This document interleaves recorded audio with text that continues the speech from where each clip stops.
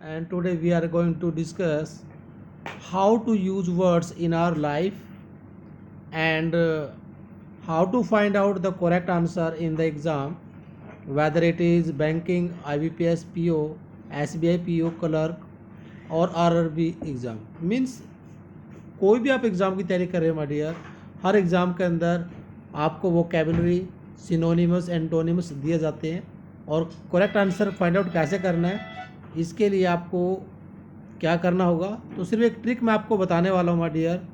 तो सबसे पहले ज़रूरी है ये समझना कि वर्ड्स को यूज़ कैसे किया जाएगा।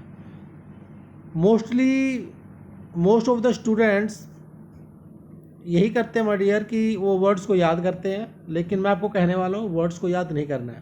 प्लीज़ वीडियो को देखते रहिए और समझने की कोशिश करना है कि मैं आपको क्या समझाना चाह रहा हूँ, क्योंकि इससे आपको दो बेनिफिट मिलेंगे माय डियर।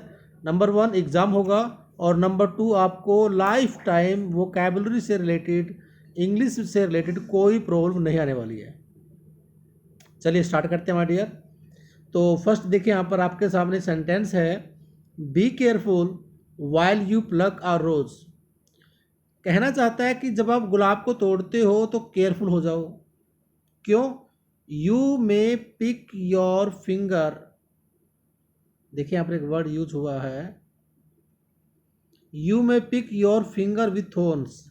यहाँ पिक रॉन्ग है माय डियर, यहाँ पर एक वर्ड आएगा सेंस जो आ रही है। देखो सेंस क्या कह रही है, मुझे नहीं पता यहाँ पर पिक रॉन्ग है या राइट है, ठीक है, आप ये एज्यूम कर लीजिए। आप देखो सेंटेंस में क्या लिखा है, you may dash your finger with thorns, यानी कि थॉर्न्स से, थॉर्न्स का मतलब है कांटों से तुम्हारी फिंगर पर कुछ हो सकता है। इट मीन्स तुम्हारे फिंगर पर कांटे चुभ सकते हैं, ये कहना चाहता है। तो चुभने की इंग्लिश होती है my dear prick, not pick. तो इस टाइप से एक ऐसा वर्ड आपको एग्जाम में दिया जाएगा सिनोनिमस का, जो आपको सिनोनिम्स पूछा नहीं जाएगा, ये पूछ लिया जाएगा कि इस वर्ड का सही प्लेस क्या है, या फिर इस वर्ड के प्लेस पर क्या सही वर्ड यूज हो सकता है, पॉसिबिलिटी किस वर्ड की बनेगी। तो प्रिक का मतलब होता है माय डियर चुभना। आप आगे देखिए, इस टाइप से आपको वर्ड्स का यूज करना है, मीनिंग समझने की कोशिश करनी है। लाइक देखिए आगे लिखा है,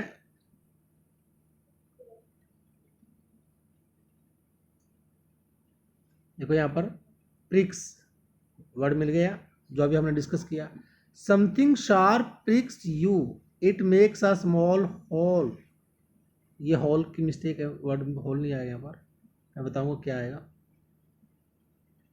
इट मीन्स कहना चाहता है कि अगर आपको कोई शार्प थिंग्स प्रिक कर देता है, यानी कोई तेज चीज चुभ जाती है, तो इससे आपको and causes a sensation of light sharp pain, आपको बड़ी चुभन होती है, बड़ी तेज दर्द होता है।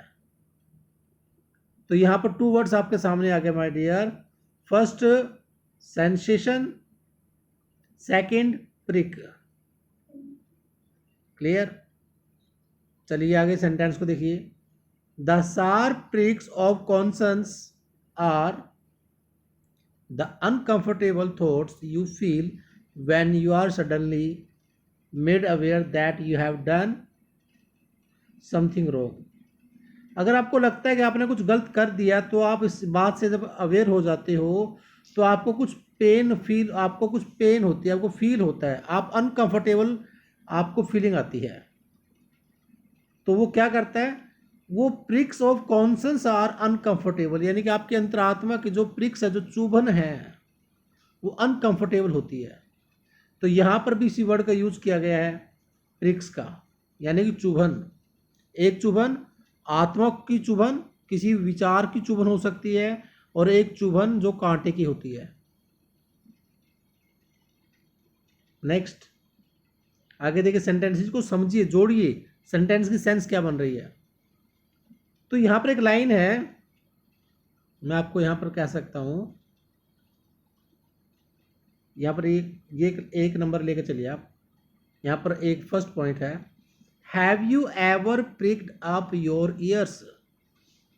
अब यहाँ पर प्रिक अप योर ईयर्स एक ईडियम है। क्या आपने कभी अपने ईयर्स को प्रिक किया है? प्रिक मतलब चुभन किया है। इट मीन्स कि आपने अपने कानों को ध्यान लगाकर कोई बात सुनने की कोशिश की है। तो प्रिकअप का मतलब है, प्रिकअप योर ईयर्स का मतलब होता है माय डियर, यू लिसन। देखो यहाँ पर ध्यान से, इसका मीनिंग होगा यू लिसन ईगरली, बड़ी उत्सुकता से सुनना। वैन यू सडनली हियर, जब अचानक आप सुनते हो। तो ईगरली का मीनिंग हो गया यहाँ पर उत्सुकता से, और लिसन का मतलब हो गया सुनना। क्लियर? चलिए आगे। एन इंटरेस्टिंग साउंड और an important piece of information. जब आप किसी बात को सुनते हैं तो आप क्या कहेंगे? प्रिक अप योर ईयर, ये उसका मीनिंग रहेगा उस इडियम का। उसी प्रिक से रिलेटेड यहाँ पर एक वर्ड आ गया, प्रिग्री। उसी से रिलेटेड, उसी से मिलता जुलता वर्ड है। क्योंकि अगर मैं ये कहूँ यहाँ पर एक वर्ड है प्रिक, तो दूसरा वर्ड मैं जो यहाँ पर समझाने वाला हूँ तो वो वर्ड है प्रिग। ये टू वर्ड्स यहाँ पर मैं समझाने की कोशिश कर रहा हूँ। यहाँ पर देखिएगा दोनों डिफरेंस क्या है। प्रिक मीन्स चुभन, और प्रिग मीन्स घमंडी, इगोइस्ट होना। तो एक वर्ड यहाँ से प्रिक से बन गया, प्रिक से बन गया यहाँ पर प्रिगिश। दूसरा प्रिगरी वर्ड आ गया, प्रिगिशली एडवर्ब्स में आ गया। प्रिगिशनेस ये आपका नाउन में आ गया। तो एक वर्ड यहां पर दिया गया है प्रूड, नया वर्ड यहां पर वोकैब का आ गया प्रूड। प्रूड का मीनिंग क्या है? तो आपके सामने यहाँ पर एक्सप्लेनेशन दी गई है। A person who is excessively modest, जो बहुत ही ज़्यादा विनम्र व्यक्ति होता है, प्रेम होता है। Regarding sex, I am no prude but I have never heard such filth. Filth का मतलब होता है गंदगी, गंदी बातें मैंने कभी नहीं सुनी। आई एम नो प्रूड, मैं इतना ज़्यादा मोडस्ट नहीं हूँ, लेकिन मैंने इतनी गंदी बातें नहीं सुनी है। तो उस प्रूड का सिनोनिम क्या रहेगा? प्रिग, प्योरिटन, ग्रंडी, गुडी गुडी। और नेक्स्ट वर्ड यहाँ पर दिया गया है फेस्टिडस।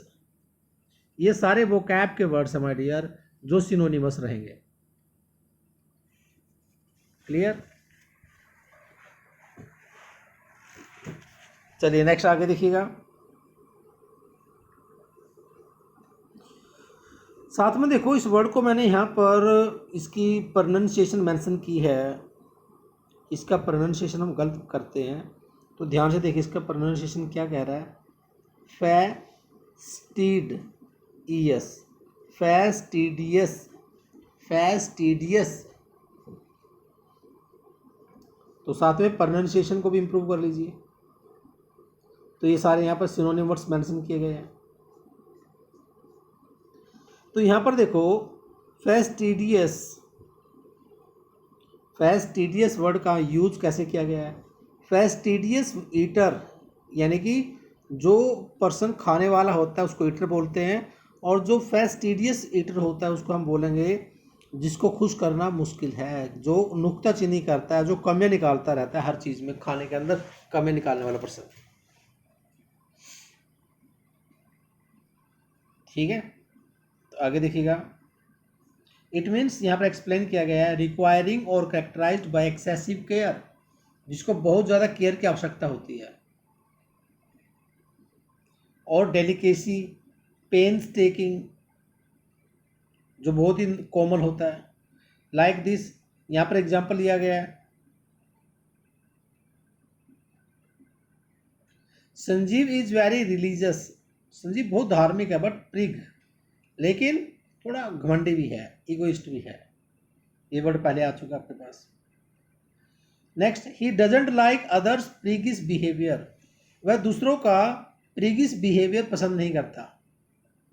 तो इस टाइप से वर्ड का यूज करना है। प्रीग वर्ड का यूज किया प्रीगिश, ऐसे यूज कर सकते हो। नेक्स्ट एग्जाम्पल में देखिए, Sanjeev manners are impeccable, Sanjeev को जो मैनर्स है वो इम्पेकेबल हैं। इम्पेकेबल मीन्स परफेक्ट हैं। That is they are excellent and had no faults, उनमें कोई कमी नहीं है। तो इम्पेकेबल वर्ड का मीनिंग हो जाएगा जिसमें कोई कमी ना हो। तो आगे देखिए, इस टाइप से वर्ड्स को यूज करते रही माय डियर, तो आपको क्लैरिटी आएगी। वर्ड्स को याद नहीं करना, वर्ड्स को यूज करना है। Like this, good manners imply a decent background. तो जो गुड मैनर्स होते हैं वो ये दिखाते हैं कि उसका जो बैकग्राउंड है वो डिसेंट है। तो नया वर्ड यहाँ पर आ गया डिसेंट। फिर यहाँ पर नेक्स्ट एग्जाम्पल स्टार्ट होता है, हिज आर्ग्यूमेंट्स आर इम्प्रेग्नेबल। जो उसके आर्ग्यूमेंट्स हैं वो इम्प्रेग्नेबल हैं, यानी कि जिसको पेनिट्रेट नहीं कर सकते, जिसको आप पेनिट्रेट नहीं कर सकते। तो एक वर्ड आपके पास आ गया इम्प्रेग्नेबल, दूसरा आ गया पेनिट्रेट। तो प्रेग्नेबल वर्ड जो बना है वो प्रेग्नेंट वर्ड से बना हुआ है। तो याद रखना, उसके आर्ग्यूमेंट्स ऐसे हैं जिसको पेनिट्रेट नहीं किया जा सकता। पेनिट्रेट का मतलब तो चुभोना। क्लियर हुआ? आगे देखिए, for example, an impregnable fortress is so strong. Impregnable fortress, fortress का मतलब होता है किला। फोर्ट्रेस मतलब किला, जिसको हम कासल भी बोल देते हैं। तो एक ऐसा किला जो इम्प्रेग्नेबल है, जिसमें छेद नहीं किया जा सकता। या फिर कहा जाए inaccessible, that it can't be broken into और कैप्चर्ड। जिस किले को ना तो एक्सेसिबल कर सकते हैं, जस्ट मिनट देखिएगा, हाँ, जिसको ना तो हम एक्सेसिबल कर सकते हैं, यानी कि जिस किले के अंदर ना तो हम पहुंच सकते हैं और ना ही हम उसको तोड़ सकते हैं। तो क्लियर हुआ कि इम्प्रेग्नेबल वर्ड आपकी लाइफ में यूज हो चुका है। आपको इन वर्ड्स को लाइफ में यूज करना है माय डियर। अगर एग्जामिनर कोई वर्ड पूछेगा तो आप आंसर दे सकते हो, लेकिन एग्जामिनर सेंटेंस पूछेगा और उस सेंटेंस में उस वर्ड का यूज आपको फाइंड आउट करना है। तो वो वर्ड का मीनिंग याद नहीं करना पड़ेगा, डिपेंड करके सेंटेंस की सेंस क्या कह रही है। तो उन वर्ड्स को प्रैक्टिकल लाइफ में यूज कीजिए, लाइक दिस। अब देखो नेक्स्ट एग्जांपल है आपका, एक फ्रेजल दिया गया, कैरी ऑन। आई थिंक सबको पता है कैरी ऑन का मतलब क्या होता है, कंटिन्यू, लाइक दिस, है ना। जैसे आप बोलते हैं कैरी ऑन जट्टा, एक मूवी भी है। तो आप क्या कहेंगे, carry on learning as your homework. अपने होमवर्क के रूप में लर्न करना कंटिन्यू रखो। सिंपल सेंटेंस है। Next example, I can't carry on my research. मैं अपने रिसर्च को कंटिन्यू नहीं कर सकता unless I get adequate financial support, क्योंकि मुझे पर्याप्त फाइनेंशियल सपोर्ट नहीं मिली।